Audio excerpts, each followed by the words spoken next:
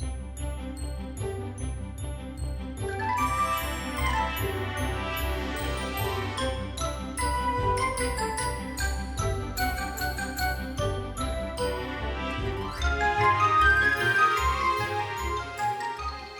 everyone, this is Will, and you're listening to episode 4 of Sights on Sinnoh. With me is a new co-host. Hello, my name is JM, or John Michael, although some people online probably know me as Turtle or something similar. Well, welcome JM, thank you for coming onto the show today. Yeah, thanks for having me, Will. We have a special episode here today featuring a Pokemon that, given your online name, I'm assuming you're a fan of. Yes, indeed. It is Okay. one of my favorite starters. Ooh, okay. What else is up there with your starters? Any stories from the first starters that you ended up picking in the games? Yeah, actually, I do have a dirty secret. So the Pokemon we're talking about is Turtwig. I actually did not pick Turtwig when I first played through Pearl. I did pick Piplup, but... Wow, okay. Yes, I know. Don't tell Karina. Alright, it's gonna be our little secret, but no one else is gonna know, okay? All right, sounds good. But that's yeah, awesome. That was my starter as well. Oh, very nice. I am primarily a water type starter Mm-hmm. when I play through the games. My favorite of all time is Totodile. Oh, really? Not Squirtle, Yes. the water type that's also a turtle? You know, I really do fail at being a turtle enthusiast when it comes to Pokemon. You know, we can work on the branding later. There's always time for that. Of course. But yeah, welcome to the show. Just so the listeners learn a little bit more about you, what were some of your first games with Pokemon, and what's your experience been with the anime? Yeah, so I started with Pokemon pretty much as soon as I was able to read and handle a Game Boy device, which for me was right at the transition between Gens 2 and 3 and the shift to the Game Boy Advance systems. So I originally played through Ruby and Sapphire, Fire Red, Leaf Green, and Emerald was the first game that I actually completed and became the champion in. Because I was a dumb little elementary school kid at the time. And then I also went back and played through Gold and Yellow on a translucent purple Game Boy Color that I got from my cousin. So I played through all those, and then through Sinnoh, I played Pearl, and I stopped with Pokemon right after that. So right before Platinum and Heart Gold Soul Silver. And I didn't pick up the series again until Pokemon Go came out in 2016, and then later when I got a Switch in 2019. Wow, okay, quite the journey on and off for you. Yeah, very on and off, a lot of time in between. I did also grow up watching the anime, so I'm very familiar with that, although my memory of, at the time it was the Advance and Diamond and Pearl series was it's a bit hazy from back then. And then I've gone back since then and seen everything from Kalos onward to the present in terms of the anime. Oh, that's awesome. I've been meaning to do that. I am super familiar with Sinnoh. I got through most of Black and White, and I just couldn't. I couldn't keep going with that. So I've kind of just skipped to Kalos, which is pretty cool. The art is super nice there. It's probably the best I've seen since Sinnoh, I'd say. So I'm looking forward to getting my hands on X and Y soon. Well, I have the games, but just the anime. Right. Yeah, for this episode, for anyone who's listening, we'll be covering the next few episodes of the Diamond and Pearl series, which in this case will be episodes 6 and 7. And episode 6 is Different Strokes for Different Blokes, which I think is a pun, not entirely sure on that, but I'm going to go ahead and read the blurb, which goes something like this. When Ash runs into his new rival Paul, Ash wants a rematch, and a chance to show off his new Turtwig. The battle takes an unexpected turn when Turtwig disobeys Ash's orders, and is then accidentally kidnapped by Team Rocket during their latest attempt to grab Pikachu. Naturally, Our heroes thwart Team Rocket's plans, but Ash and Paul are knocked off a cliff in the process. And that's where the series wraps up. It was a nice run. Ash's funeral is Saturday at 3 p.m. Choice making the Diamond and Pearl series 5 episodes long. Yeah, if it's all about quality over quantity, is what I say. Didn't even make it to the first gym. Yeah, not even the first gym. Yeah, this is literally the second Pokemon that Ash has caught, and it happened in just the episode prior. Did you get a chance to watch that, or did you need a quick recap? No, I had a chance to watch it, so I'm familiar with Turtwig's introduction as a little stubborn turtle and staunch protector, I would say, of all the other Pokemon of the forest that it knew before meeting Ash. Stubborn is definitely right. I think that's the quality that comes out the most in this episode, as Ash is trying to just, get Turtwig to listen to him when Paul shows up out of nowhere and they're like, hey, let's have a battle. But it's already not a great start for the relationship, as Ash wants to prove that Turtwig is gonna beat this fire type Chimchar, which is strong against a grass type like Turtwig. And it doesn't help that Turtwig isn't really listening to Ash's commands for it to dodge. Right. It reminded me of like when playing the games and you would have a Pokemon that's like over leveled for your badge level and it would just like not listen to your commands. True, yeah. That's very accurate. And Ash doesn't have any badges, so I don't know if that was something that they considered there. But as you are kind of expecting at this point, if you've been watching the anime, there is Team Rocket who comes out of nowhere and interrupts this battle. But before I get to that, what do you think about Paul so far? I can't say I like him yet, but I don't dislike him per se. I think he's interesting. I think I get a lot of reminders of Silver from the games, from the Johto games. Mm. This idea that everyone around him is pathetic or weak. He really likes saying pathetic for some reason. Yes, Uh, that's his catchphrase. and then on top of that, his habit of catching pretty much any Pokemon that he comes across, but then releasing them as soon as he finds them to be too weak for him. Sort of reminded me of the early game version of Silver, or the rival, whatever you named him, Mm-hmm. In Gold and Silver, or Heart Gold and Soul Silver. Gotcha. Yeah, I've definitely heard that comparison before, that he's kind of supposed to represent or be a counterpart to Silver in the games, which I could see at least in his attitude and how he treats his Pokemon. But I think the anime does a really I think the anime just takes its time with showing how how Paul is different than Ash and in the way they treat his Pokemon. And you see that a Right. lot through this episode because the whole thing kind of starts with Team Rocket interrupting the battle and in making Team Rocket blast off. Paul and Ash fall into a waterfall or they like fall off a cliff. Ash lands at the bottom in like a pond thing, and Paul also gets down there, but very in a very finessed way, as I would describe it. Yeah. I This scene actually kind of stuck out to me, and what was interesting about it was there's sort of a duality between Paul and Ash here in that Mm-hmm.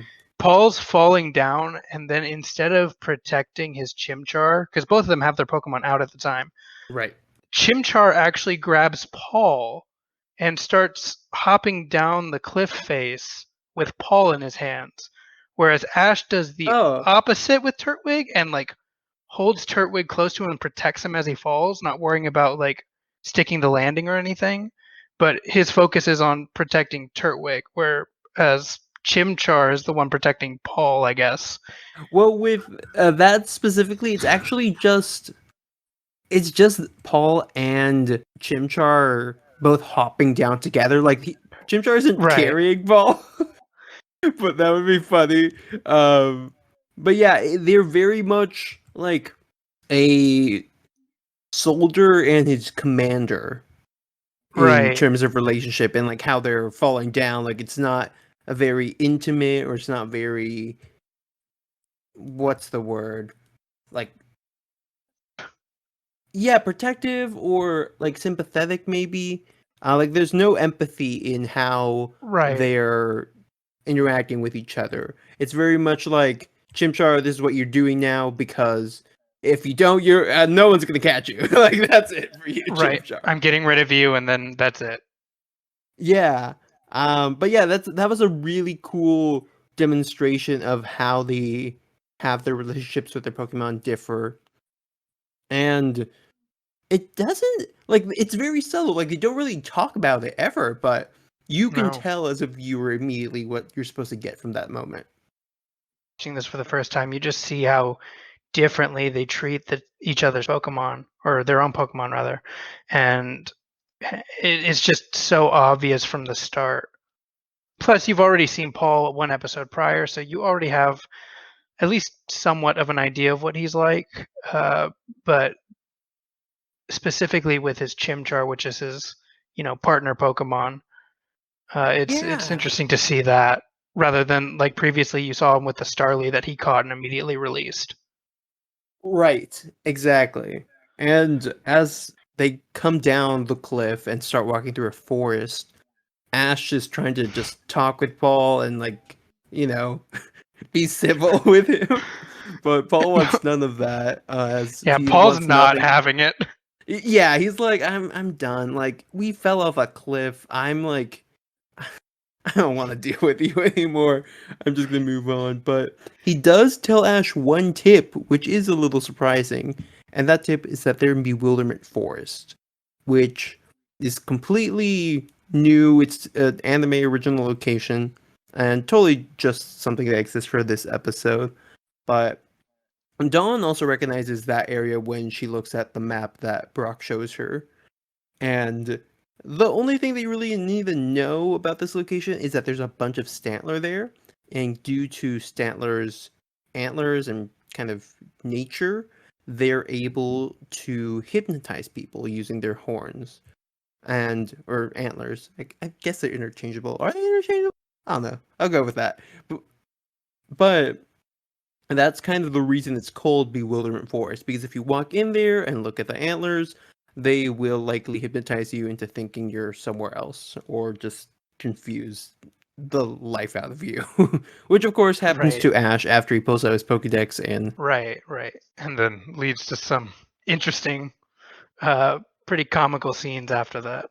yeah, they the first instance of what happens is Ash and Turtwig are like walking through a field, and the music is one of the themes for the show, but it's kind of out of tune in a really funny way. Right, that tone shift on it. Yeah, it's like, oh, this is going to match this moment, but it basically ends up in Ash and Turtwig being locked in a cycle of not being able to get through the forest, until Right. Ash actually gets Turtwig to bite him on the head, which, as we established in the last episode, is how Turtwig shows affection. I can say, as the owner of two real turtles, that is also how they show affection or try to show Really? affection. Yeah, they like biting at things that they are fond of, and usually that's me when I'm giving them food. Oh, I'm guessing that's not as great for the thing being bitten. No, not at all. Okay. That's really funny. I had no clue, but that's kind of cool that they incorporated that into the show, because you see that as a part of his character since Turtwig's introduced. Yeah, and it's also a sort of throwback and recurring theme that you see with a lot of Ash's Pokemon. Mm. The most Mhm. notable one being Totodile, the Right. other favorite starter that I have, uh, that would also bite Ash's head whenever it wanted to show affection. Yeah, and now that you say that, I'm also very interested in a Pokemon that later on, which I won't spoil, also shows Ash some affection in that way. But I wonder if that's just a running theme of reptilian-esque Pokemon, maybe? Right. And I think it Um, is. yeah. So that's really cool. I'm glad there's some real world basis for that, which is awesome. But as we try to get Ash back to the real world after being hypnotized by Stantler again, it's not Turtwig that rescues him this time, but it's actually Paul, who apparently is just still in this forest. I guess, I don't know, I expected him to be gone by now, but he's like, Right, not even still in the forest. He's still right there next to Ash. yeah. He hasn't even moved. He's been there the whole time apparently. And Maybe, like, my theory is he just stuck around because of what happens next, which is him catching a Stantler that tries to battle him. right, and I think that's a possibility, but the way he like commands Chimchar to, I forget the exact words, but he said something along the lines of like he called them lamos first, and then he said like Chimchar, let's save them. It shows that he might have a little more depth than we might Hmm. originally think, but Okay. he brushes it off by saying, "Oh, I'm just here for the Stantler." Oh, I see. So that's kind of his cover, is what you're thinking. That's what I'm thinking right now. Okay. And what happens after this is Stantler being caught. So this Stantler just comes up to it and he's like, all right, I'm going to challenge this Chimchar. And this, okay, this happens multiple times throughout this episode, but Chimchar uses Flame Wheel and it just engulfs the Stantler in fire. And it looks like it's in agony. Right, and it's kind of scary to see. I was like, wow, that is brutal. And I'm like, did Paul train Chimchar to do this just to mobilize things that he wants to catch? I think so, because it seems to be his like go-to like finisher sort of move. And he Mm-hmm. doesn't even wait for the attack to end. He catches Yeah. the Stantler mid-fire and like it's still on fire while he catches it. Yeah. It's like in Breath of the Wild, like just to put your chicken or meat next to a fire for a hot sec to make sure it's cooked. I guess he just wants his Pokemon freshly cooked. Right. Um But the Stantler does not seem to have any lasting effects from this, as we can tell, when he does a cool thing where people use the Pokédex for more than one reason, which is actually scanning the Pokeball with Stantler in it to be able to tell what moves it has, which I think is a really smart way of implementing that, because like how do trainers know if they don't have a Pokédex? Well, that's my first question, but how would trainers know if they're in this world and they're not using like their DS and going to the menu? And the Pokédex seems like a really cool solution to that.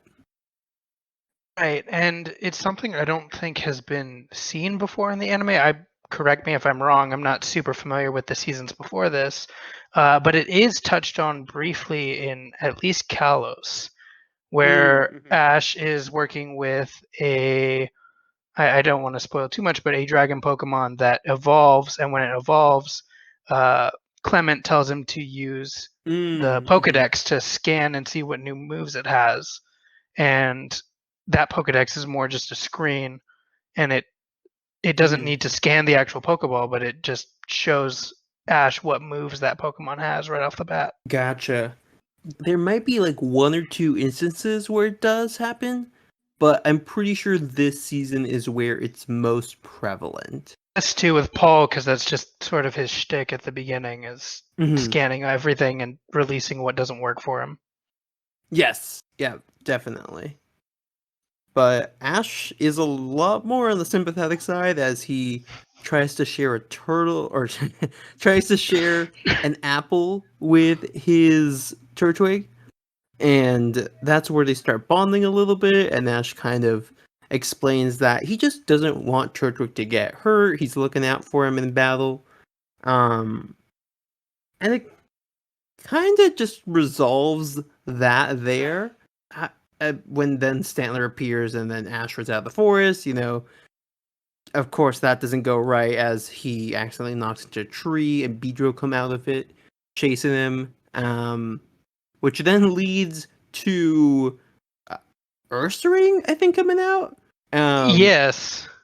So this is something I took note of because this is the second Johto Pokemon that's not actually available in Sinnoh to show up in this one episode. Yeah, though there is one exception where you can actually catch its pre-evolution Oh, using a Game Boy Advance game. I believe it's Emerald, and going yeah, to Lake Acuity. Yeah, so if that's in your yeah. GBA slot and you go to Lake Acuity, you can actually have it spawn there, which is kind of cool. Right. Okay. So that does get you that, but it's not actually included in the Sinnoh Dex. Neither of those two Pokemon are.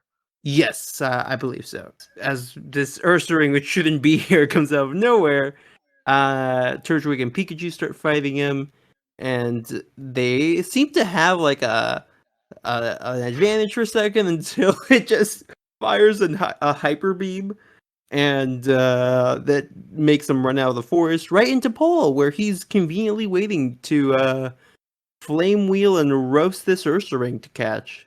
Pony hair. Yeah, if it works once, so why fix it? Why change it? Um, and he does catch it. So Ash is already like, oh geez, this guy's just gonna let it go because he always lets it go. But then Paul's like, this one's okay, I'll keep it. And Ash is still not super pleased. So he wants to continue the battle since it got interrupted by Team Rocket earlier. And Paul initially says no, but then Ash pulls the "Are you scared?" tactic on him, which does seem to work on Paul. The classic anime move to incite a battle. Yes, always make sure that you're insulting your opponent's courage, manlyhood, etc. There's a level of annoyance. I wouldn't say straight out anger, but annoyance that Ash shows to Paul that I don't remember seeing for a while, except for maybe like Gary Oak. Yeah, I would say that this is his most productive rivalry since Gary, and arguably even more so because Gary, I think he only battles like once in the first two regions, which are a total of like 5 seasons. While Right. here, he battles Paul within less than 10 episodes twice. He just seems like a much more persistent presence, at least so far. And it seems because I've seen parts of I've been working on rewatching Kanto as well, Mm-hmm. and a lot of those early episodes involve Ash sort of trying to catch up to Gary, and he's never actually Mm-hmm. seen, at least through Pewter City, Mount Moon in that area. He's not seen at all since Oak's lab. It's just everyone he meets, everyone that Ash meets, mentions that Gary and Mm. the other trainers from Kanto have already been here, and Ash is late. That's true. Yeah, that's But fair. He does show up in a different way, which I totally forgot right, about. but Paul is more present and is actually there, and you actually get that interaction. Yeah, he brings conflict in a few different ways, both or as a battle and also just in ideological form. Right. But as the battle starts, Ash and Turtwig are much more in sync this time, as they are battling a Chimchar again from Paul. But this time, he actually listens to Ash and dodges, goes into some of Chimchar's holes that he dug after using Dig, and this gives Turtwig an advantage for a few seconds until Paul like pulls a fast one on him and has Chimchar go into the hole while Turtwig is biting it and use Flame Wheel in there to just cause a geyser of fire to erupt. Right. And I think this is probably the move in the episode that really showcases how, I want to say, ruthless Paul is. And I think that's a Mm-hmm. fitting word considering Paul uses revenge very early on in the episode as a motivation for his Chimchar. And here he's willing to just let Chimchar kind of incinerate himself I know it doesn't hurt Chimchar, but Mm-hmm. just to get up that close to the combat and unleash that strong move in order to win the battle. Whereas Yeah. Ash is throughout the battle telling Turtwig to trust him, and there's a very apparent difference between the two that has been shown throughout the episode, but I think here it really comes to light. Yeah, definitely. And I think that's what's fun about watching these battles is that there's a lot of layers to it and showing like what's been changing with Ash's teamwork with his new Pokemon and how he's adapting and reacting to Paul's just aggressiveness. And ruthless is a perfect way of putting it in how he treats these battles. He's going for the win and doesn't really care what happens to that end.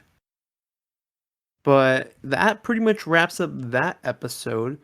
So again, this was episode 6 of the anime called Different Strokes for Different Blokes. Very appropriate name now looking at it.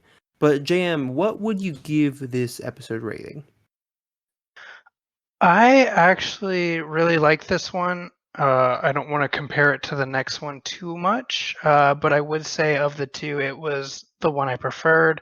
Maybe I'm a bit biased because it was a very Turtwig heavy episode. Um, but I do want to put it probably on the higher end. I do think it's too early to give out like superstar ratings for any of the episodes, but I want to say it's around a 6 or a 7 for me. Really? Oh, okay. All right.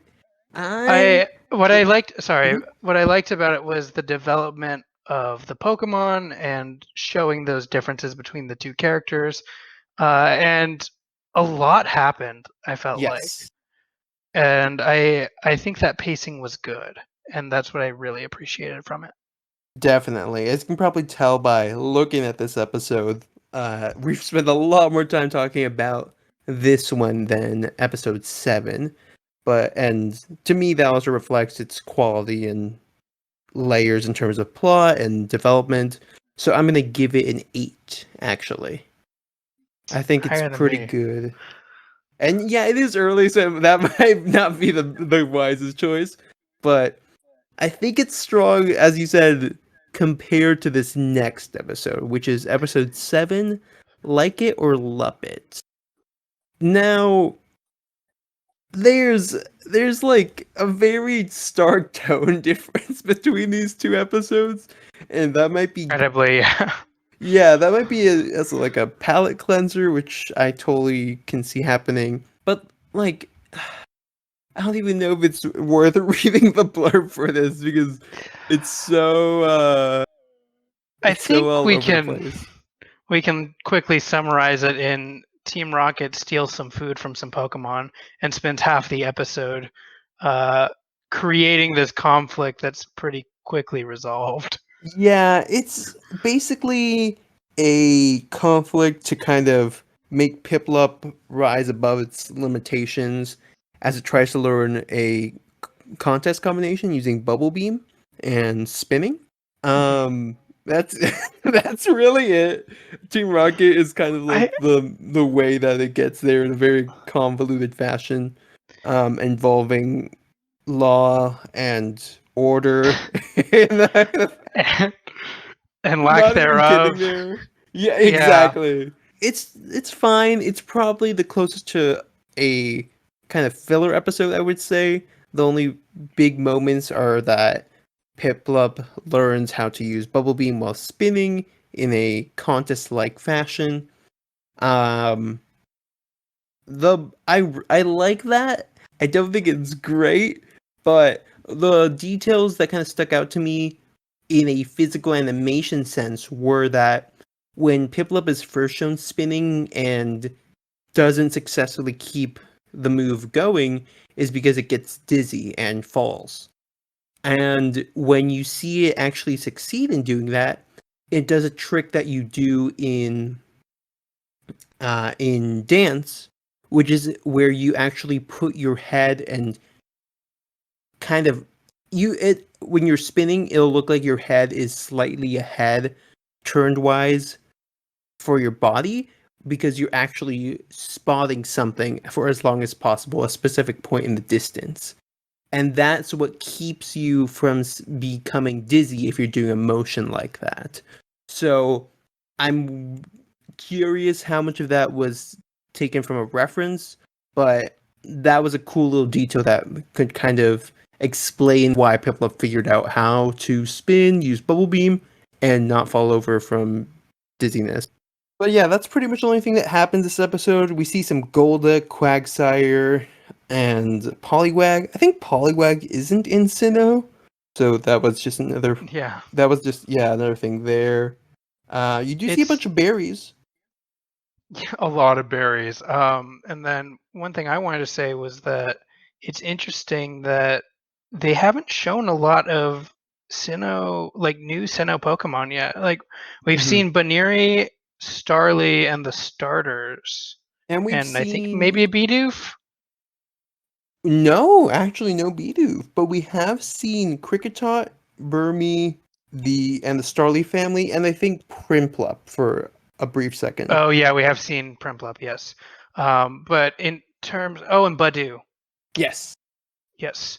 But in terms of like featured Pokemon to get episodes of, which is something Hmm. that I know is very consistent in the later seasons like Kalos and Alola, where they focus specifically on the new Pokemon being introduced and give them a whole episode or so. It's interesting that we're almost to the first major city and haven't really had much of that aside from the starters. I think because the Pokemon of the Week / Character of the Week formula can get a bit old, and Hmm. this episode and this series in general is very much story driven.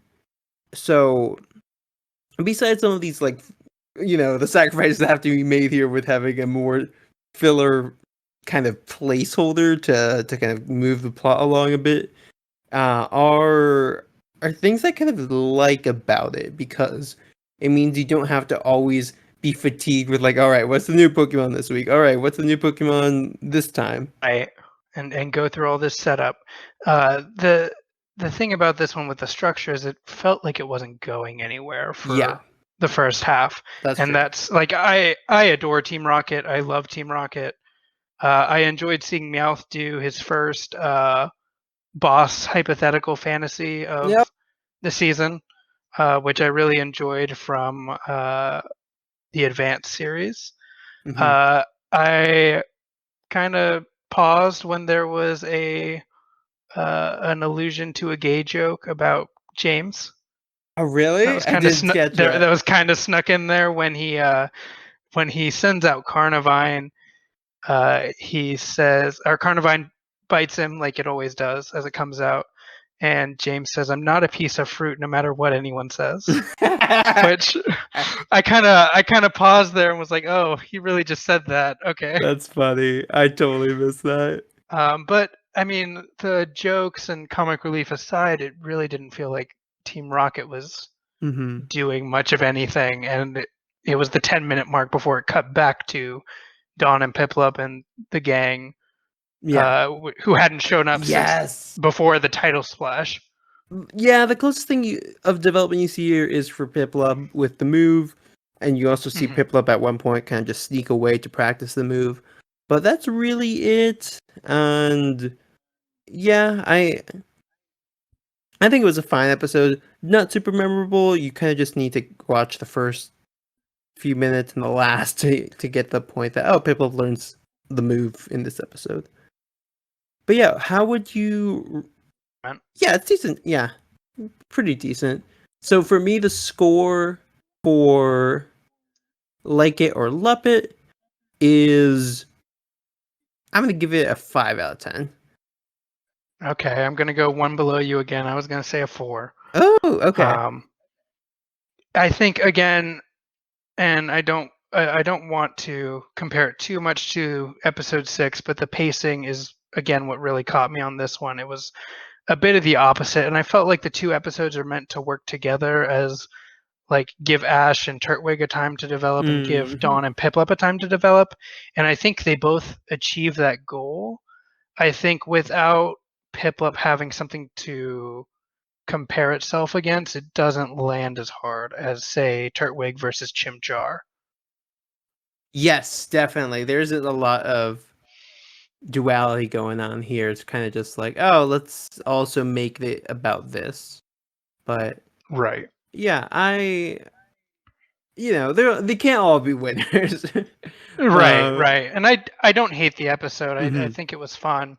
I just think in terms of achieving what it was supposed to, I think it fell a little short on that.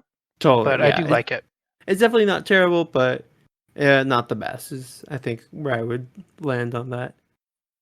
But yeah, that is pretty much it. Unless you have any final thoughts on these two episodes for Diamond and Pearl. No, that's basically all I had. Cool. All right. Well, thank you for joining us, JM, on episode 4 of Sights on Sinnoh. Thank you for having me. It was a pleasure. Yeah, Excited for and more of these. definitely. I'm excited to see where we put you next on the schedule. But any predictions for party members that you might see on Ash, Dawn, or Brock's team in case you aren't that far ahead in spoilers? I'm aware of 2, so I don't Okay. want to go too deep into predictions, but I'm aware of 1 for Dawn and 1 for Ash. And actually, I think the Dawn one is shown technically if you're watching the opening credits. Yes. I did point that out to Brady a few episodes ago, but if anyone Right. wants to So watch those, yeah. I'm excited to see that one get introduced, and then I'm Hmm. sure we're just moving straight forward into contests and gyms. That's kind of the logical next step here. Yes, and I'm excited to see how that starts off. But as all great things do, they start and they stop, as does this episode of Sights on Sinnoh. Isn't that smooth? But again, thank you Nice. for joining us for episode 4 of this series.